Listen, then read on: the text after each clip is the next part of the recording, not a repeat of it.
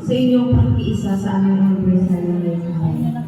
Dumako po tayo sa ating guest speaker ngayong araw na si Hermana Mariel John Villandeloy. Nagmula sa isang angkan ng mga tapat na lingkod ng Espiritista, ang kanyang lolo, si Marcelino Lumanda, ay isa sa mga nagtatag ng Sentro Unang Corinto, magulang na sina Marvin Lumanda at Ernesto Lodoy. At mula rito ay nahubog ang kanyang pananampalataya at dedikasyon sa paglilingkod sa murang edad na 11. Sinimulan na niya ang aktibong paglilingkod bilang isa sa mga pioneering FIS officers ng Balen Colossus. Matapos ito makonvert mula sa Sentro Capernaum. Mula noon, tuloy-tuloy ang kanyang paglago bilang lingkod at leader. Mula Secretary taong 2008 hanggang 2017, naging Vice President taong 2017 hanggang taong 2024, at ngayon ay FYS Local President ng Balen Colossus. Habang sabay na nagsisilbi bilang Area 3 Vice President at District 16 Treasurer. Sa ilalim ng kanyang pamumuno, pinangunahan niya ang mga makabuluhang programa tulad ng gift giving, team building, at youth workshops. At matagumpay na nagparehistro ang Balen Colossus FYS bilang isang faith-based youth organization sa National Youth Commission. Siya rin ay kinilala bilang most active delegate ng National Youth Camp 2023 at pinangunahan ang Colossus upang mapabilang sa top 10 most outstanding kabataan Paranaque 2024. Patunay ng kanyang malasakit at tapat na paglilingkod sa kabataan. Bukod sa pananampalataya, siya ay BS Business Administration, major in marketing, graduate ng Pampanga State University. At kasalukuyang Compliance Officers of Diva Incorporation na humahawak ng compliance matters para sa isang Australian-based firm.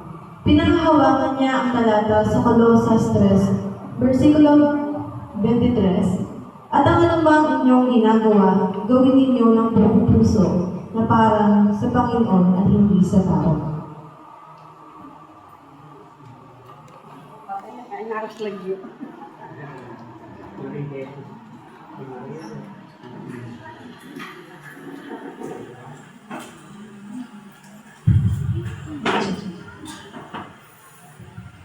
Sa pasimula ay nilikha ng Diyos ang langit at lupa. Papuri po sa dakilang Panginoon na lumikha sa ating lahat. Isang mapagpalang umaga po noon sa ating lahat, sa mga magulang, mga kabataan, at sa lahat na nandirito upang makiisa sa 74 na anibersaryo ng ating Laguyang Efeso. Maraming salamat po sa paanyaya ng ating mga magulang, kabataan. Nalaman ko po na ito po ang unang beses nila na magkakaroon po ng pangunahing manalumpati. At ayun po, pinakabalan naman po ninyo ang inyong lingkod dahil ako nga po ang kanilang inanyayahan. Pero higit sa lahat, tinanggap ko po ito na bilang isang malaking biyaya. At ipinapaabot ko rin po ang taus-pusong pagbati at paggalang sa mga namumuno po ng Lunduyan Efeso, lalo na po kay Hermana sila po na wala rin po siya dahil meron daw nga po siyang karamdaman ngayon. Sana po ay bumilis ang kanyang paggaling. Sa mga masigla at lumalagong kabataan ng Lunduyan na ito na pinangunahan ni Michelle Truna at ang ating pong hawak sa mesa na si Hermano Jesus Truna. At sa ating pong mga nanditong mga namumuno ng ating distrito, ang ating pong ikalawang pangulo ng ating union, Hermano Bibi Gadya, sa lahat po ng mga nanditong presidente ng Area 3. Kaya po ako kinakabahan niya kasi andito po halos lahat ng mga sentro na malalapit sa sentro namin. Kaya nga po, kilala po nila ako. Kaya kung ano po yung sasabihin ko ngayon, baka i-judge nila ako. Pero hindi naman po siguro. Ayun. Basta po, hindi po ako higit. Una pa lang po, hindi ako higit sa lahat. Sa mga nakatatanda, ako lang po ay bibigay ng mga kaunting kaalaman na sa akin po pagdadasal, sabi ko po lagi, na kapag ako po ay nagsasalita, hindi sa akin, hindi ang aking karunungan, kundi ang karunungan ng Diyos. Ayun po, kay ganda po ng pagbasda ng ating lunduyan, ano? Isang lunduyan na sinubok na po ng panahon dahil nga po sila ay 74th anniversary na ngayon. Sa mundong ito, no, lahat may pinagmulan.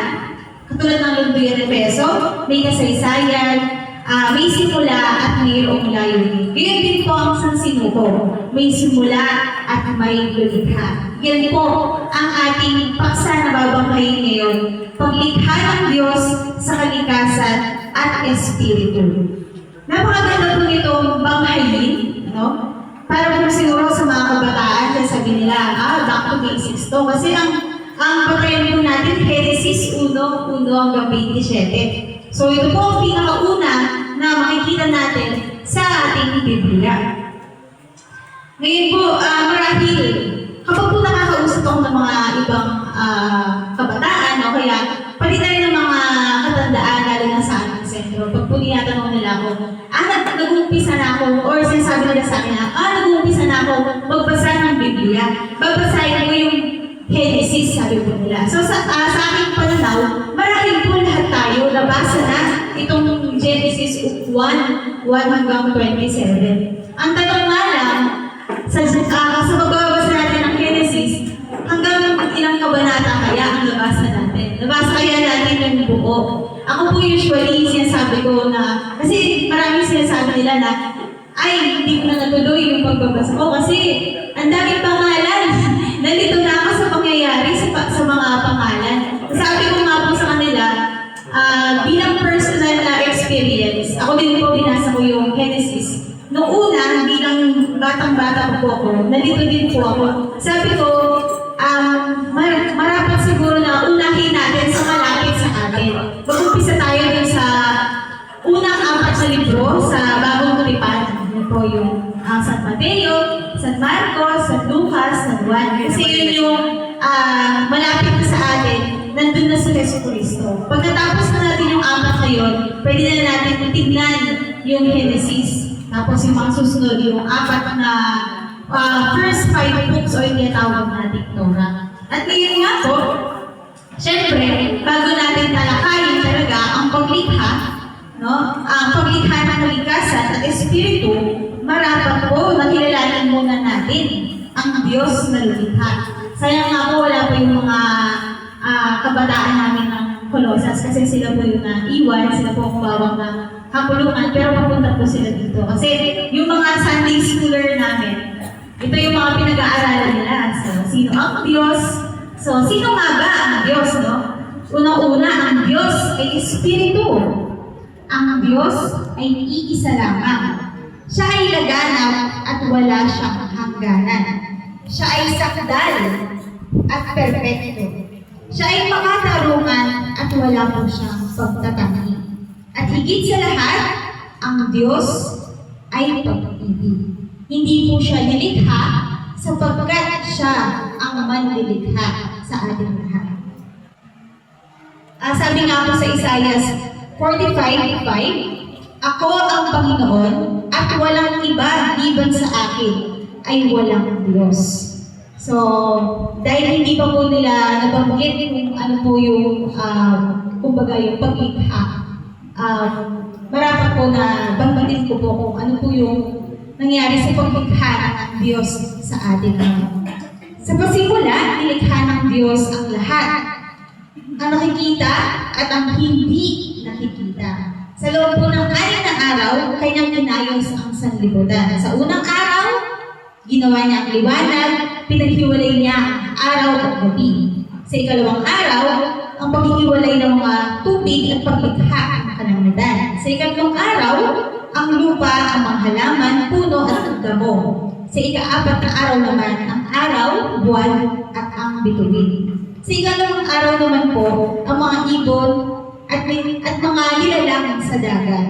Sa ika-6 na araw, ang mga hayop sa lupa at ang tao na nalikha ng Diyos ayon sa kanyang wangis. At sa ika-7 araw, tulad po ng ginagawa natin ngayon, ang Diyos ay nagpahinga Ang araw na yun ay kanyang ipinabanal at tinatawag natin na banal na Sabat.